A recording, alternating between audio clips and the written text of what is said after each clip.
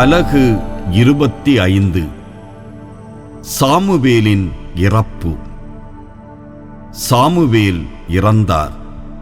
இஸ்ரவேலர் எல்லாரும் ஒன்று கூடி அவருக்காக துக்கம் கொண்டாடினர். பின்பு அவர்கள் அவரை ராமாவிலுள்ள அவரது இல்லத்தில் அடக்கம் செய்தார்கள். தாவீது புறப்பட்டு பாரான் பாலைநிலத்திற்குச் சென்றார். தாவீதும் அபிகாயிலும். கர்மேலில் சொத்துக்களையுடைய ஒருவன் மாவோனில் இருந்தான். அம்மனிதன் செல்வமிக்கவன். அவனுக்கு 3000 ஆடுகளும் 1000 வெள்ளாடுகளும் இருந்தன. அவன் கர்மேலில் தன் ஆடுகளுக்கு முடி கத்தரித்து கொண்டிருந்தான். அம்மனிதனின் பெயர் நாபால். அவன் மனைவியின் பெயர் அபிகாயில். அப்பெண் மிகுந்த அறிவும் அழகும் வாய்ந்தவள். அவள் கணவனோ முரடனும் இழிந்தவனுமாயிருந்தான்.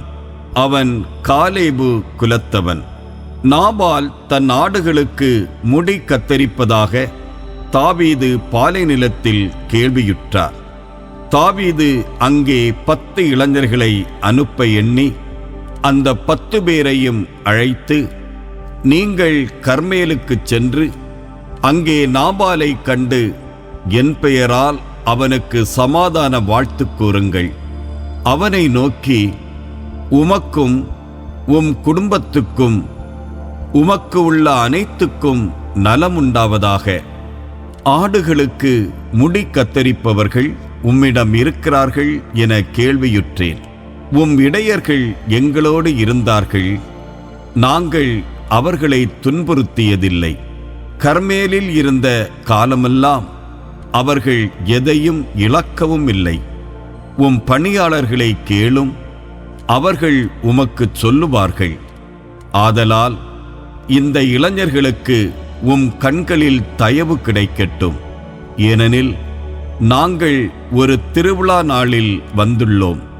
உம்மால் கொடுக்க முடிந்ததை உம் அடியார்களுக்கும் உம் புதல்வன் தாவீதுக்கும் தந்தருள்க என கூறுங்கள் என்று சொல்லி அனுப்பினார். தாவீதின் இளைஞர்கள் நாபாலிடம் சென்று தாவீதின் பெயரால் அவை யாவற்றையும் கூறி காத்திருந்தார்கள். நாபால் தாவீதின் இளைஞர்களிடம், தாவீது என்பவன் யார்? ஈசாயின் மகன் யார்? தங்கள் தலைவர்களை விட்டு பிரிந்து செல்லும் பணியாளர் இந்நாளில் பலர் உள்ளனர். என் அப்பங்களையும் தண்ணீரையும் முடி கத்தரிப்பவர்களுக்காக நான் அடித்து சமையல் செய்த இறைச்சியையும் எடுத்து எங்கிருந்தோ வந்த மனிதர்களுக்கு நான் கொடுப்பதா என்று பதிலளித்தான். ஆதலால் தாவீதின் இளைஞர்கள் திரும்பி வந்து அவரிடம் எல்லாவற்றையும் அப்படியே கூறினார்கள். தாவீது தம் ஆட்களை நோக்கி, நீங்கள் அவரவர் வாளை எடுத்துக்கொள்ளுங்கள் என்றார். அதன்படி அவர்கள் ஒவ்வொருவரும் தம் வாளை எடுத்துக்கொண்டனர். தாவீதும் தம் வாளை எடுத்துக்கொண்டார். அவருடன் 400 பேர் செல்ல 200 பேர் பயண மூட்டைகளின் அருகில் இருந்து கொண்டனர். நாபாலுடைய பணியாளர்களில் ஒருவன் அவனுடைய மனைவி அபிகாயிலிடம், இதோ நம் தலைவருக்கு வாழ்த்து சொல்ல பாலைநிலத்திலிருந்து தாவீது தூதர்களை அனுப்பினார். அவர்களை இவர் அவமானப்படுத்திவிட்டார். இருப்பினும் அந்த ஆள்கள் எங்களுக்கு நன்மையே செய்தார்கள். எங்களை துன்புறுத்தியதில்லை. நாங்கள் வயல்வெளிகளில் அவர்களோடு நடமாடிய காலமெல்லாம் எதையும் இழக்கவும் இல்லை.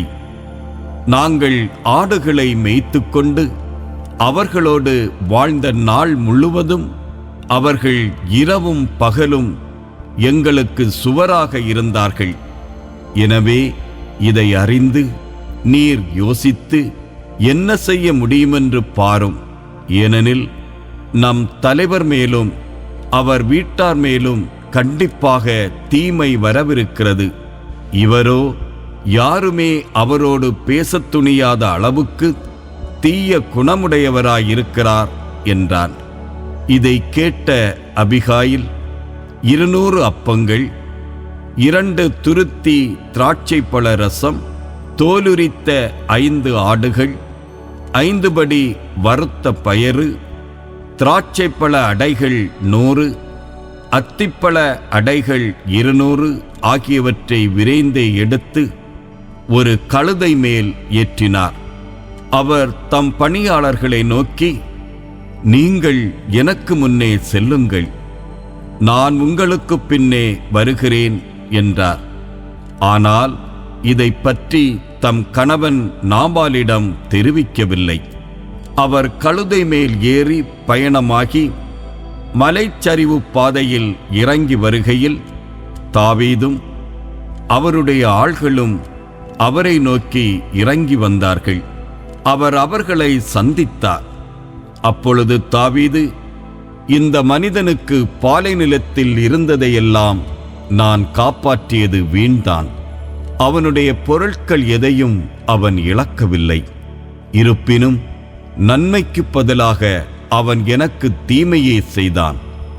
அவனுக்குச் சொந்தமானவர்களில் ஓர் ஆண்மகனை கூட பொழுது விடியுமட்டும் நான் உயிரோடு விட்டு வைத்தால் கடவுள் அதற்கு மேலும் தாவீதை தண்டிப்பாராக என்று சொல்லிக் கொண்டிருந்தார்.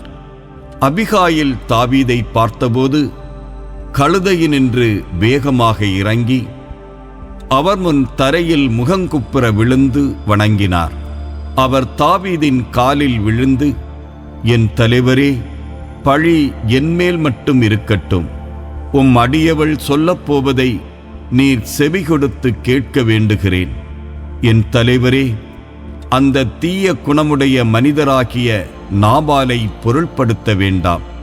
ஏனெனில் அவர் தம் பெயருக்கு ஏற்ப ஒரு மூடர். நாபால் என்பது அவரது பெயர். அதன்படி மூடத்தனமும் அவருக்கு உண்டு. என் தலைவராகிய நீர் அனுப்பிய இளைஞர்களை உம் அடியவள் பார்க்கவில்லை.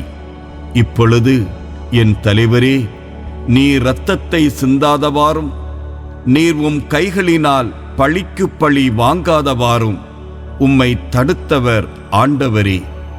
வாழும் ஆண்டவர் மேலும் உம் இருக்கையின் மேலும் ஆணை, உம் பகைவர்களும் என் தலைவராகிய உமக்கு தீமை செய்ய முயல்பவர்களும் நாபாலைப் போல் ஆவார்களாக. இப்பொழுது உம் அடியவள் என் தலைவருக்கு கொண்டு வந்துள்ள காணிக்கைகளை ஏற்றுக்கொண்டு என் தலைவரின் அடிச்சுவட்டை பின்தொடரும் இவ்விளைஞர்களிடம் அவற்றை அளிப்பீராக. உம் அடியவளின் குற்றத்தை மன்னிக்க வேண்டுகிறேன்.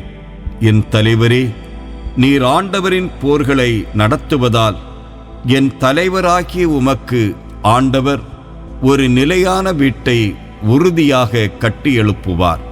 உம் வாழ்நாள் முழுவதும் எத்தீங்கும் உம்மை அணுகாது.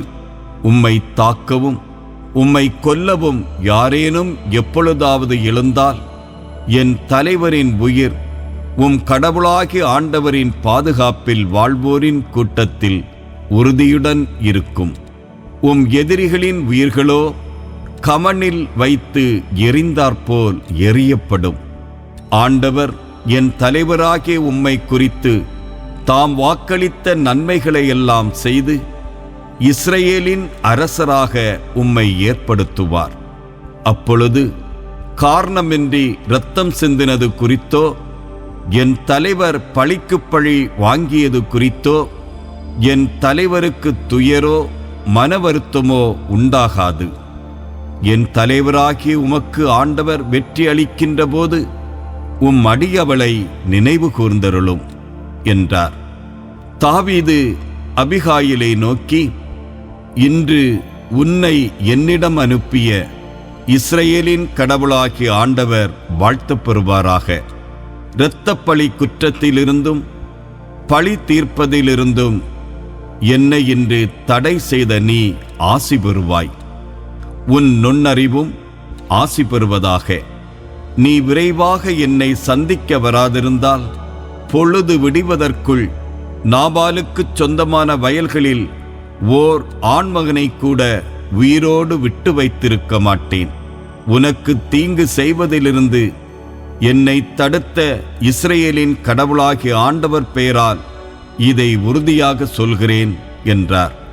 பின்பு அபிகாயில் தமக்கு கொண்டு வந்ததை தாவீது அவரிடமிருந்து பெற்றுக்கொண்டு அவரை நோக்கி, சமாதானத்துடன் நீ உன் வீட்டுக்குப் போ, உனக்குச் செவி கொடுத்து உன் வேண்டுதலை நிறைவேற்றியுள்ளேன் என்றார். அபிகாயில் நாபாலிடம் வந்தபொழுது அவன் வீட்டில் அரச விருந்துக்கு ஒப்பான விருந்தொன்று நடந்து கொண்டிருந்தது. அவனுடைய உள்ளம் களிப்புற்றிருந்தது. அவன் மிகுந்த குடிபோதையில் இருந்ததால் பொழுது விடியும் வரை அபிகாயில் எதுவும் பேசாதிருந்தார். காலையில் நாபாலுக்கு திராட்சை மதுவின் போதை தெளிந்தபின் அவனுடைய மனைவி இவை அனைத்தையும் அவனிடம் கூறினார். அப்பொழுது அவன் பெரிய அதிர்ச்சிக்கு உள்ளாகி கல்லை போல் செயலற்றவன் ஆனான். ஆண்டவர் நாபாலை வதைத்ததால் சுமார் 10 நாட்களுக்குப் பின் அவன் இறந்தான். நாபால் இறந்துவிட்டதை தாவீது கேள்வியுற்றபோது, நாபால் கையினால் எனக்கு வந்த இழிவுக்கு நிகராக நீதி வழங்கி தம் அடியானை தீமை செய்யாதவாறு காப்பாற்றிய ஆண்டவர் வாழ்த்துப் பெறுவாராக. நாபாலின் தீமைகள் அவனுடைய தலைமேல் விழுமாறு ஆண்டவர் அவற்றை திருப்பிவிட்டார் என்றார். பின்பு அபிகாயிலை மணந்து கொள்வதற்காக தாவீது அவரிடம் தூதனுப்பினார். தாவீதின் பணியாளர்கள் கர்மேலில் இருந்த அபிகாயிலிடம் வந்து அவரை நோக்கி, தாவீது உம்மை மணந்து கொள்ள விரும்புகிறார், அதற்காக எங்களை உம்மிடம் அனுப்பினார் என்றார்கள். அவர் எழுந்து தரையில் முகங்குப்புற வீழ்ந்து வணங்கி, இதோ உம் அடிமையாகிய நான் என் தலைவரின் பணியாளர்களுடைய கால்களை கழுவும் பணிப்பெண்ணாக இருப்பேனாக என்றார். அபிகாயில் விரைந்து ஒரு கழுதை மேல் ஏறிச் சென்றார். பணிப்பெண்கள் 5 அவருடன் சென்றனர். அவர் தாவீதின் தூதர்களை பின்தொடர்ந்து சென்று அவருக்கு மனைவியானார். இஸ்ரேலை சார்ந்த அகினோவாமையும் தாவீது மணந்து கொண்டார். அவர்கள் இருவரும் அவருக்கு மனைவியானார்கள். சவுல் தம் புதல்வியும் தாவீதின் மனைவியுமான மீகாலை கல்லிம் ஊரானாகிய இலாயிசின் மகன் பல்திக்கு மணமுடித்துக் கொடுத்திருந்தார்.